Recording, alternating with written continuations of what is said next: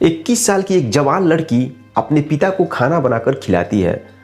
खाना बनाकर खिलाने के बाद वह लड़की अपने पिता के रूम में जाकर पिता के बिस्तर पर सो जाती है। जब पिता सोने आते हैं अपने रूम में तो देखते हैं कि मेरी बेटी मेरे बिस्तर पे सोई हुई है। पिता बोलते हैं, बेटी तुम यहाँ पे क्यों सोई हो? बेटी बोलती है, पिताजी मेरी तबीयत खराब है और मुझे आज डर लग रहा है, इसलिए मैं आपके पास यहाँ सोऊंगी। पिता बोलते हैं ठीक है। दोस्तों, अपने लड़की के बगल में पिता भी सो जाता है। उसके बाद दोस्तों जो घटना घटित होती है जिसे जानकर आप हैरान और परेशान हो जाएंगे। नमस्कार दोस्तों, मेरा नाम संतोष, आप देख रहे हैं क्राइम का सच। आज मैं फिर हाजिर हूँ एक सच्ची कहानी लेकर। दरअसल आज की जो कहानी है वह कहानी मध्य प्रदेश के सागर जिला से शुरू होता है। सागर जिला का रहने वाला एक व्यक्ति जिसका नाम प्रेमलाल होता है। प्रेमलाल के 3 बच्चे थे, 2 लड़की और 1 लड़का। सबसे बड़ी लड़की जिसका उम्र 21 वर्ष था, उससे छोटी लड़की का उम्र 15 साल और उससे छोटे लड़के का ना उम्र 10 वर्ष था। दोस्तों जो सबसे बड़ी लड़की थी वो ग्रेजुएशन की पढ़ाई कर रही थी। प्रेमलाल की पत्नी करीब 2 साल पहले मर चुकी थी। मरने के बाद भी प्रेमलाल अपने बच्चों की परवरिश बहुत अच्छे से कर रहा था, कोई दिक्कत नहीं था। लेकिन 2 साल के बाद प्रेमलाल को लगा कि मेरे बच्चों को अपनी माँ की कमी का एहसास हो रहा है, जिस वजह से उसने दूसरी शादी करने का प्लान बनाया। और शादी करने का प्लान बनाने के बाद वह अपनी बड़ी लड़की से बोला कि बेटी मैं दूसरी शादी करना चाहता हूँ। बेटी उस समय कुछ नहीं बोली, लेकिन वह अंदर ही अंदर सोच रही थी कि अगर पिताजी दूसरी शादी कर लेंगे तो जो माँ आएगी वह माँ हम लोगों को अच्छे से देख रेख नहीं कर पाएगी। उसे डर था कि सौतेली माँ रियल माँ की तरफ बहुत कम लोग बन पाती हैं। उसे डर था कि अगर दूसरी शादी पिताजी कर लेंगे तो इस परिवार में और समस्या पैदा हो जाएगा। इस बात को लेकर बेटी बहुत टेंशन में थी और एक दिन जब अपने स्कूल गई तो स्कूल जाने के बाद वो अपनी सहेली से कहती है कि मेरे पिताजी हैं वह दूसरी शादी करना चाह रहे हैं। बोल रहे थे कि माँ रहेगी तो तुम लोग का परवरिश अच्छे से होगा। उन्हें लग रहा है कि हम लोगों को माँ की कमी का एहसास हो रहा है और बिना माँ के बच्चों की परवरिश होना बहुत कठिन है। दोस्तों ये बातें सुनकर उस लड़की की सहेली बोलती है, ऐसा कुछ नहीं बात है, तुम्हारे पिता बस हवस के भूखे हैं। वो अपनी हवस पूरा करना चाहते हैं, इस वजह से वह शादी कर रहे हैं, परवरिश की बात नहीं है।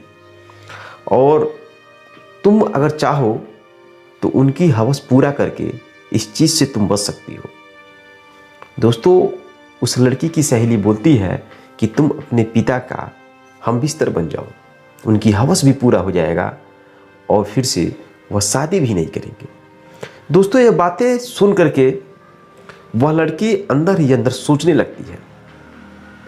उसे नहीं लगा कि उसकी जो सहेली है गलत राय दे रही है। वह सोचने लगती है और घर जाती है तो घर जाने के बाद खाना बनाकर अपने पिता को खिलाती है। पिता को खाना खिलाने के बाद दोस्तों वह लड़की पिता के रूम में जाकर उनके बिस्तर पर सो जाती है।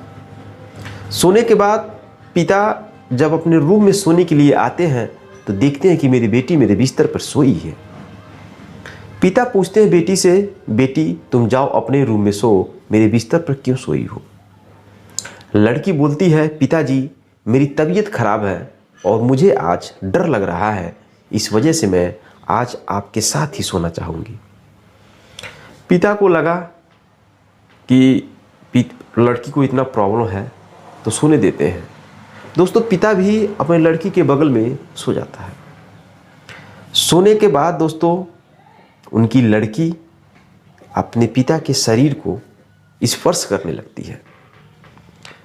स्पर्श करने के दौरान वह एक्साइटेड हो जाते हैं और दोस्तों वह लड़की भी भूल जाती है कि यह मेरे पिता हैं और पिता भी भूल जाता है कि यह मेरी लड़की है और दोनों शारीरिक संबंध बनाते हैं।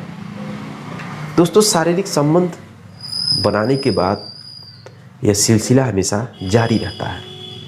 जब जी चाहे तब दोनों शारीरिक संबंध बनाते हैं और अपनी हवस पूरा करते हैं। दोस्तों, वह लड़की यह नहीं सोच रही थी कि वह कुछ गलत कर रही है। उसे बस यह चाहिए था कि मेरे पिता किसी से शादी न करें। दोस्तों, ये कहानी जारी रहता है और एक दिन वह लड़की प्रेग्नेंट हो जाती है। प्रेग्नेंट होने के बाद पिता अपनी लड़की के जो बच्चा है उसे गिरवा देते हैं। गिरवाने के बाद भी दोस्तों उनकी कहानी जो है सिलसिला जारी रहता है, हमेशा एक दूसरे से संबंध बनाते रहते हैं। जब यह बात पूरे गांव में फैल जाता है कुछ सालों के बाद कि एक पिता का अपने बेटी से ही शारीरिक संबंध है, तो दोस्तों इस बात को वह लड़की झेल नहीं पाती है और एक दिन वह सुसाइड कर लेती है। सुसाइड करने के बाद उस गांव में हड़कंप मच जाता है। पुलिस आती है और उस लड़की के बॉडी को पोस्टमार्टम के लिए भेज देती है। इधर जब बारीकी से जांच किया जाता है, स्कूल्स पे पहले जांच किया जाता है कि उसकी सहेली कौन है, सहेली से पूछताछ किया जाता है और इसके बाप से पूछताछ किया जाता है, तो कहानी निकलकर सामने आती है। उसकी सहेली बताती है कि सर मैंने ऐसे इसको कहा था और यह बताई थी कि मेरे पिता दूसरी शादी करना चाहते हैं, जिसके वजह से हम लोग बहुत प्रॉब्लम में आ जाएंगे और सौतेली माँ हम लोग ऊपर अत्याचार करने लगेगी और मैं नहीं चाहती हूँ कि मेरे पिता दूसरी शादी करें। इस वजह से मैंने उसको राय दिया कि तुम्हारे पिता अपनी हवस पूरा करने के लिए शादी कर रहे हैं, अगर तुम उसका हमबिस्तर बन जाओगी तो उनकी हवस भी पूरा हो जाएगा और वह शादी भी नहीं करेंगे।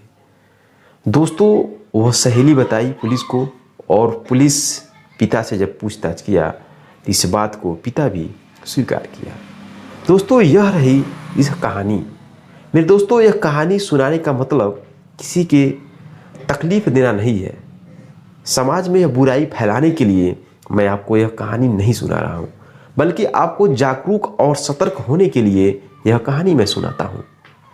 मेरे दोस्तों, समाज में कब किसको कैसा राय देना चाहिए इस पर बहुत बारीकी से आपको ध्यान देना चाहिए। वह लड़की अगर उसको राय नहीं दी होती हम बिस्तर बनने के लिए अपने पिता के साथ, तो शायद वह लड़की आज जिंदा होती। अगर वह राय दे दी तो उस लड़की को सोचना चाहिए कि हमारा रिश्ता क्या है। बाप से शारीरिक संबंध बनाना कितना गलत काम है, रिश्ता क्या है उसको सोचना चाहिए। उसको गलत किया वो सहेली तो लड़की भी गलत की।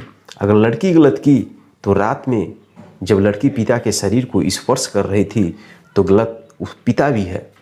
उस पिता को रुक जाना चाहिए, उस पिता को उठ जाना चाहिए और अपने रूम में जाकर सो जाना चाहिए, अपने लड़की को 2 थप्पड़ मारना चाहिए। लेकिन वहाँ पिता भी गलत हो जाता है।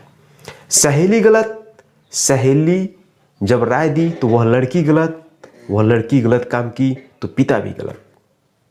और कहानी का अंत इस तरह होता है कि लड़की मर जाती है, झेल नहीं पाती है। तो दोस्तों, इस कहानी पे आपकी राय क्या है?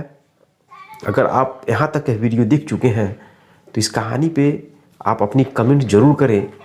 क्या वह लड़की सही थी या गलत थी? इस बात पे आप अपना कमेंट राय विचार जरूर दें। मिलते हैं नेक्स्ट वीडियो में नेक्स्ट घटना के साथ, नेक्स्ट कहानी के साथ। तब तक के लिए दोस्तों, जय हिंद, जय भारत।